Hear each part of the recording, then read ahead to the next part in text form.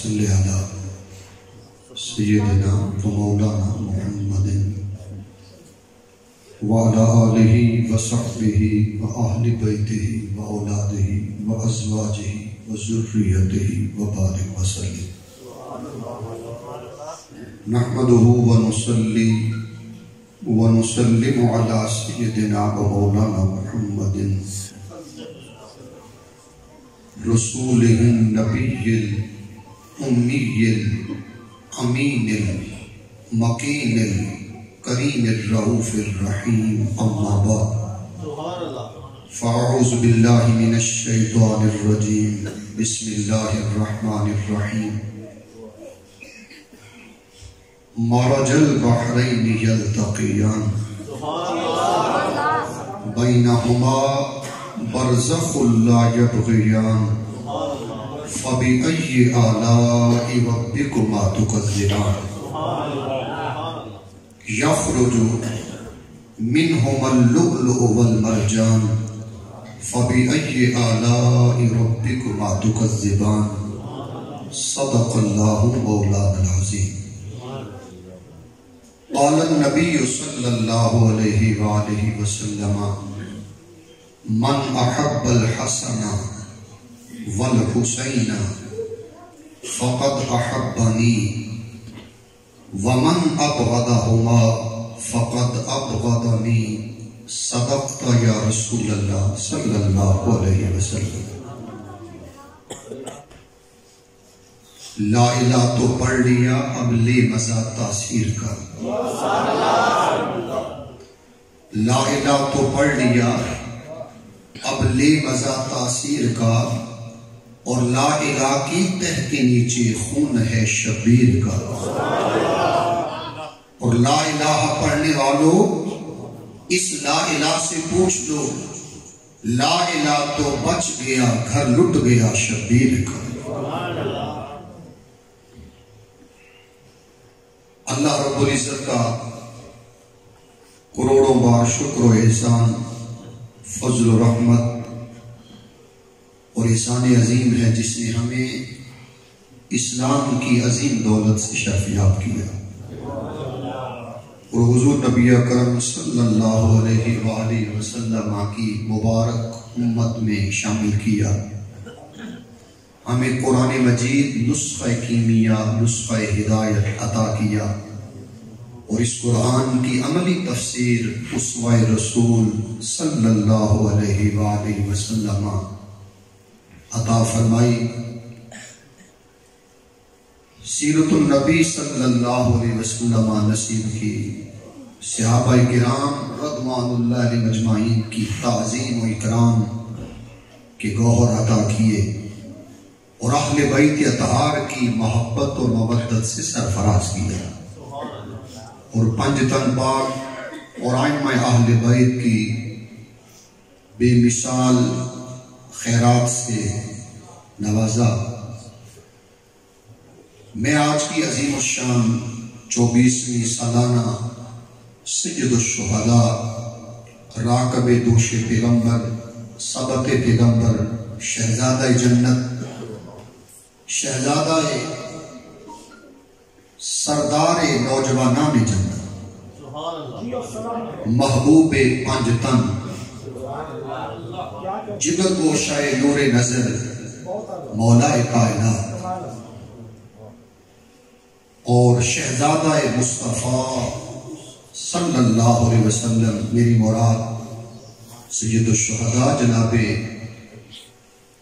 امام علی مقام امام حسین علیہ السلام کی شان میں جو محفل انعقاد پذیر ہے، میں سب سے پہلے اس کی مبارکباد پیش کر رہا ہوں پیر طریقت، رہبر شریعت، ولی کامل حضرت خواجہ شبیر احمد نقشبندی مجددی دامت برکاتہم، فیض یافتہ خواجہ خواجگان ولی کامل حضرت خواجہ محمد معصوم رحمت اللہ، اور میں شکر گزار ہوں صاحبزادہ والا شان عالم نبیل فاضل جلیل محترم علامہ صاحبزادہ خواجہ محمد جمال باہو نقشبندی صاحب کا جو مناجین ہیں اور جتنے علماء کرام آپ تشریف فرما ہیں اور اہل محبت اور عشاق اور غلامان اہل بیت اور غلامان مصطفیٰ صلی اللہ تعالی علیہ وسلم جمع ہیں. کافی دیر سے آپ تشریف فرما ہیں. یہ صد شکر کہ ہم اس دنیا فانی میں وہ خیرات اکٹھی کر رہے ہیں جو آنکھیں بند ہونے کے بعد بھی ہمارے کام ہیں. قرآن مجید میں میں نے 27واں پارہ سورہ رحمان حسن ترتیب میں یہ 55 نمبر سورت ہے. اس کی 5 آیتیں 19 نمبر سے لے کر 23 تک پڑھنے کا شرف حاصل کیا. یہ آیتیں بھی 5 ہیں اور اگر کوئی کہے کہ مجھے قرآن میں 5 تن کا ذکر نہیں ملتا تو اس کو دعوت محبت پیش کی جا رہی ہے. یہ آیتیں بھی 5 ہیں اور خدا ذکر بھی 5 تن پاک کا کر رہا ہے. اللہ پاک نے ارشاد فرمایا مرج البحرین. بحرین کے حوالہ سے اگر آپ پڑھنا چاہیں امام جلال الدین سیوطی رحمۃ اللہ علیہ انہوں نے اپنی زندگی میں 2 تفاسیر لکھی، الدر المنصور بھی لکھی اور جلالین بھی لکھی. آپ الدر المنصور کو پڑھیے تو آپ کو بحرین کے لفظ کے تحت کئی اقوال بھی ملیں گے اور وہ صحابہ کرام سے اور جلیل القدر تابعین سے منقول ہیں. تو آپ اس تفسیر کو دیکھیں. پھر آپ شاہ ولی اللہ رحمۃ اللہ علیہ کے شاگرد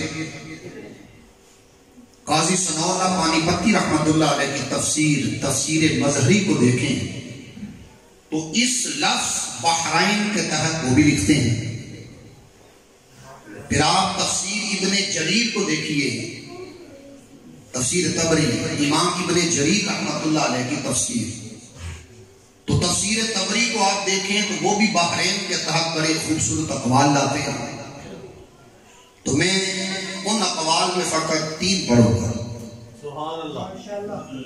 مرج البحرین، اس نے 2 سمندروں کو جاری کیا. 2 سمندروں کو آپ بھی میرے ساتھ جاری ہوں گے تو انشاءاللہ مضمون آگے بڑھے.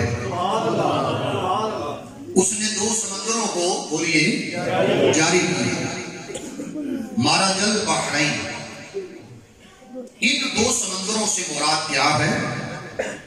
آپ امام ضحاک رحمت اللہ علیہ کو پڑھیں، آپ امام مجاہد رحمت اللہ علیہ کو پڑھیں، آپ حضرت سعید بن جبیر رحمت اللہ علیہ کو پڑھیں، رئیس المفسرین حضرت عبداللہ بن عباس رضی اللہ تعالیٰ عنہما، ان 4 ہستیوں کو آپ پڑھیں تو یہ بحرین کے تحت یہ معنی لیتے ہیں احدھا بحر السماء وثانیھا بحر الارض، کہ ایک سمندر سے مراد آسمان ہے اور دوسرے سے مراد زمین ہے. پھر آپ حضرت قتادہ رحمت اللہ علیہ ان کو آپ پڑھی، وہ فرماتے ہیں کہ دوسرا قول بحرین کے تحت مرج البحرین احدھا بحر الحلوق او بحر الروم او بحر الفارس. دوسرا قول یہ ہے کہ بحرین سے مراد یا روم کا سمندر ہے یا فارس کا سمندر ہے. پھر آپ احمد بن عبد الباقی رحمت اللہ علیہ دنیا میں امام ہوئے جنہوں نے لکھی الزرقانی. یہ بات مشکل نہیں، بڑے آسان پڑھائی کے اندر میں آپ کے سامنے رکھنے لگا ہوں. امام زرقانی کو آپ پڑھیے، وہ حدیث میں حضرت انس بن مالک رضی اللہ تعالیٰ عنہ اور حضرت عبداللہ بن عباس رضی اللہ تعالیٰ عنہ ان دونوں سے روایت کرتے ہیں سرخانی شریف میں کہ مارج البحرین، خدا نے دو سمندروں کو جاری کیا. ان سمندروں سے مراد یہ دونوں جلیل القدر صحابہ کرام انس بن مالک اور عبداللہ بن عباس رضی اللہ تعالیٰ عنہ، یہ دونوں فرماتے ہیں ان بحرین سے مراد کیا ہے جن کا خدا ذکر کر رہا ہے.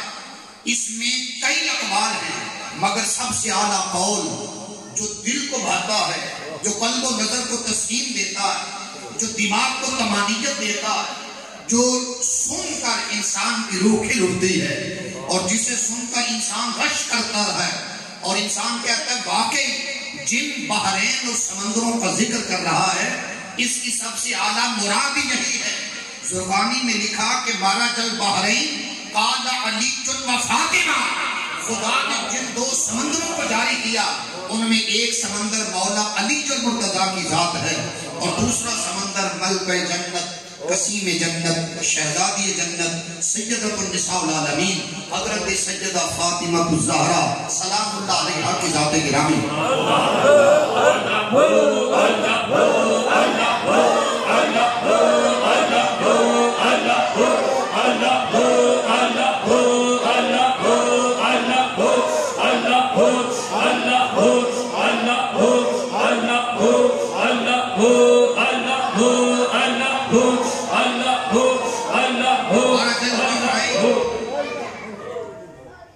اس نے دو سمندروں کو جاری کیا. ایک اللہ پاک نے علم و حکمت میں سمندر بنایا. میں شاید بولوں تھوڑا لگ گشائی تھوڑی کروں، گوہر افشانی تھوڑی کروں، مگر وہ دلائل سے بھرپور ہو. بس آپ تھوڑا سا توجہ سے آپ سنیں، بس اسی چیز کے ہم طالب ہیں اور دیکھیں کہ مضمون کو میں شروع کر رہا ہوں اور اسے پھر میں کن مرحلوں سے گزار کر میں کس طرف لے کے جاؤں گا. جب آپ سنیں گے پھر آپ کو شان حسین کی سمجھ آئے گا. سبحان اللہ، سبحان اللہ، ماشاءاللہ. اللہ پاک نے ان دو سمندروں میں سے ایک کو علم و حکمت کا سمندر بنایا. جسے علم کا سمندر بنایا، میں نے دو لفظ عرض کیے، علم کا بھی اور حکمت کا بھی. تاجدار کائنات صلی اللہ علیہ وسلم نے فرمایا انا مدینۃ العلم وعلی بابها فمن اراد العلم فلیأت الباب. فرمایا میں علم کا شہر ہوں، علی اس کا دروازہ ہے. جسے علم چاہیے وہ دروازہ علی پہ آیا ہے. علم کا بھی سمندر بنایا ہے، حکمت کا بھی سمندر بنایا. آقا دو جہاں علیہ السلام نے فرمایا انا دار الحکمہ، میں حکمت کا گھر، حکمت کا شہر ہوں. فمن اراد الحکمہ فلیأت الباب، یعنی میں حکمت کا شہر اور علی اس کا دروازہ. انا دار الحکمہ وعلی بابها. فمن اراد الحکمہ، جسے حکمت چاہیے، دانائی چاہیے، وزڈم چاہیے اور علم باطن اور ظاہر چاہیے، فرمایا وہ کہاں آئے فلیأت الباب، وہ دروازہ علی پہ آئے، اسے علم اور حکمت کے گوہر بدرے و ہیرے عطا ہو جائے. سبحان اللہ، سبحان اللہ. اقبال کیوں کہتا ہے خیرہ نہ کر سکا مجھے جلوائے دانش کے فرنگ. جرمن سے پی ایچ ڈی شخص کر کے آیا، طرح طرح کا ماحول دیکھا، تہجد گزار شخص تھا، قادری نسبت رکھنے والا کہتا ہے خیرہ نہ کر سکا مجھے جلوائے دانش کے فرنگ. سرما ہے میری آنکھ میں خاک مدینہ اور رجب. کہ جس دن سے میں نے اپنی آنکھوں میں، اقبال کہتے ہیں ایک آنکھ میں مدینہ کی طیبہ کی خاک مبارک کی سلائی ڈال لی اور دوسری آنکھ میں نجف اشرف جہاں ولیوں کے سردار کا روضہ اقدس ہے اس شہر کی خاک مبارک کی سلائی ڈال لی. اب کوئی حسن آنکھوں میں بھاتا نہیں، جدھر دیکھتا ہوں یا نبی کا حسن ہے یا علی کا حسن. سبحان اللہ، سبحان اللہ. جل خیرہ نہ کر سکا مجھے جلوائے دانش فرنگ، سرما ہے میری آنکھ میں خاک مدینہ و نجف.